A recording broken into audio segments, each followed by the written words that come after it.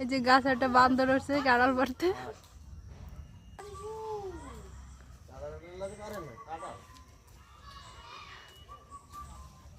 এখনই তো যুদ্ধ করো কটা একেবারে খাইয়ে পতুর বানিয়ে লাইছে 27 টাকা খাইয়ে লাইছে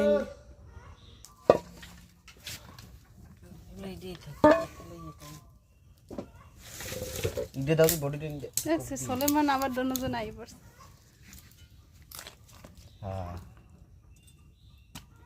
এই এই কি গলা ঠল্লা ভাঙিয়ে লাইস না। আর এই কাঁড়াল গাছটা খালি আড়ি কাটা দান করছে আর কিছু না।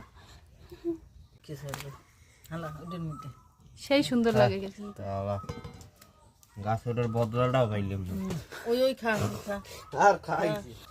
এই যে মুগো গাছের কাঁড়ালের নমুনা এবার যেটা ভাঙ্গে হেডেই পচা।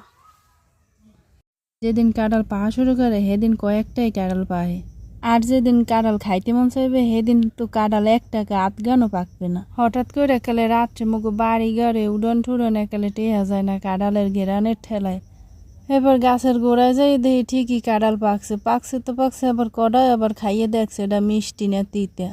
বাহে ঢুকাবার মগু লগে থইয়ে গেছে। আজকে দিনে মগু এইলেই এসে 3টে কাঁড়াল পাকছে। আপনাকে ওই কাঁড়াল সম্পর্কে একটা গুরুত্বপূর্ণ কথা কই, সেটা হচ্ছে যে আপনারা যে সময় কাঁড়াল খাইবেন এই সময় একটু ভালো মতো দেখে টেকে খাইয়েন, কারণ এবার হয়েছে যে কাঁড়ালের মধ্যে পোক একালে ছিনিবিনি করে। এবারে মগু গাছের কাঁড়ালের এই অবস্থা কালে পোকে ছিনিবিনি করে।